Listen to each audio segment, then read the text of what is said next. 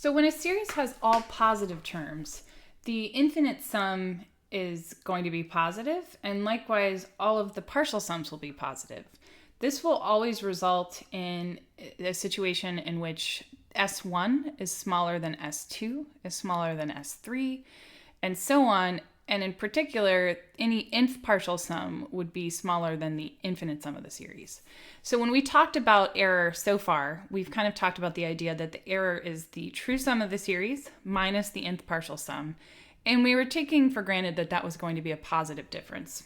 When we start to talk about series with negative terms, and in particular today we'll look at alternating series tests, in that instance, it's not we can't assume that S minus Sn is positive. So because we don't want to focus on whether or not that difference is positive or negative, when we refer to the error of the alternating series test, we are really looking at the size of the error, and we'll see that we can accomplish that then by focusing instead on the absolute value of E sub n. So we're talking about looking at the same difference that we talked about before, but pointing out that we don't care necessarily if that difference is positive or negative. And as a reminder, that would give us the absolute value of this particular sum. So just to point that out, now that we're going to talk about alternating series, so series with positive and negative terms, we'll focus on kind of really what's the size of that error. And at first, we're not really going to consider whether or not it's positive or negative. So I'm going to consider the alternating series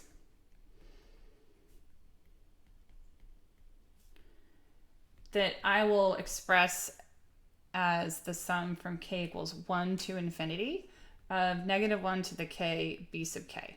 So remember, b sub k here is just representative of the terms of the series without the sign. Also, we've seen that you could have negative 1 to the k plus 1, negative 1 to the k minus 1. I'm just putting in kind of a general representation. So as I'm writing this, I'm assuming that b sub k does not include a sign. And let's also assume that we already know that this series converges.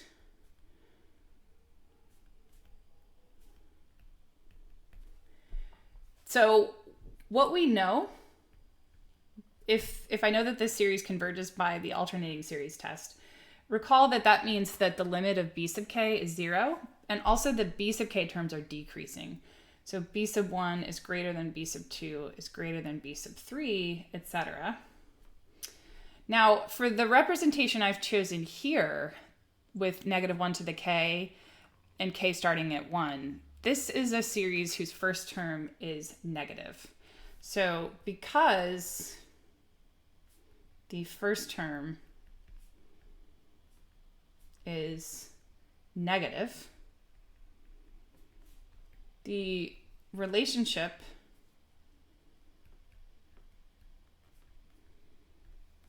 between the infinite sum S and its partial sums is going to be the following.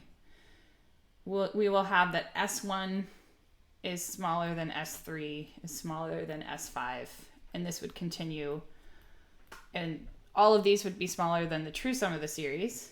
And by contrast, S2 would be greater than S4, would be greater than S6, and again, this would be true that all of these would be larger than the true sum of the series.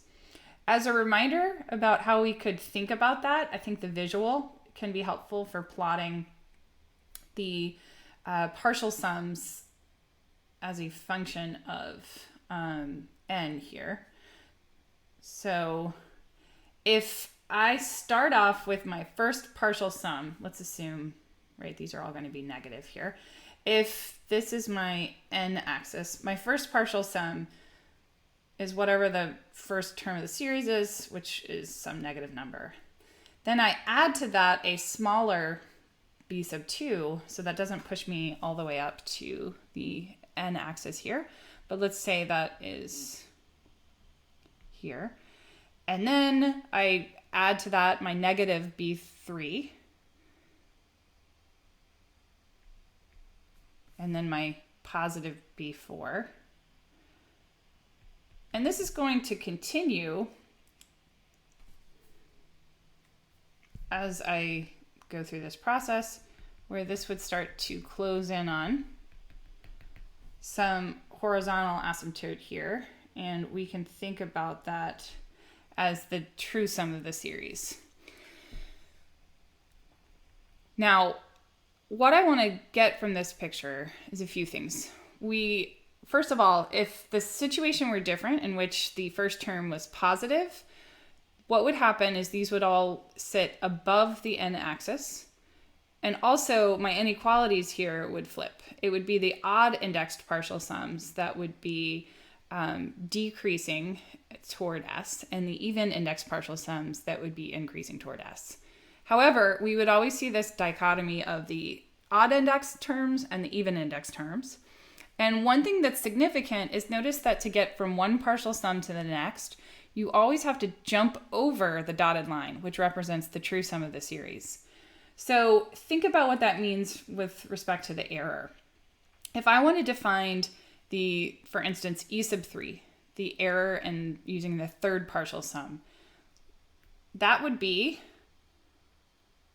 this vertical distance. So this would represent the absolute value of E3, because that's the difference between the sum of the series and the third partial sum. What I'd like to point out is that that has to be smaller than the distance from S3 to S4, like I said, because we're always jumping over the dotted line to get to the next term, next partial sum. So if I'm trying to bound the red distance there, certainly the blue distance would have to be an upper bound. So what we want to consider here is, what is that distance there? Well, again, in absolute value, this would be S4 minus S3. But that is going to be simply the absolute value of the fourth term of my series. I could also call that B sub 4 with the way that I'm representing this. And to remember why that is, this is just an aside here. If I have S4 minus S3, that's A1 plus A2 plus A3 plus A4 minus A1 plus A2 plus A3. I'm simply left with A4. So I'm just using a particular value of n, in this case 3, to illustrate something that's going to hold in general. And that's going to be the following. For a series that is known to converge through the alternating series test, I can say that the absolute value of the error, so just the magnitude of the error, is bounded above by the absolute value of the next term of the series. And again, we've illustrated this here with n equals 3, showing that that has to be larger than the size of A sub 4 in absolute value. But this process would continue. If I were to extend this picture out, we would always have to jump over the dotted line to get from one partial sum to the next. So to wrap this up, we've seen that the integral test has associated error bounds, both a lower and an upper bound. And here we get an upper bound on the size of the error for an alternating series. And what we will be able to see is that we can actually translate that into both a lower and an upper bound on the error if we know, again, whether our first term is positive or negative.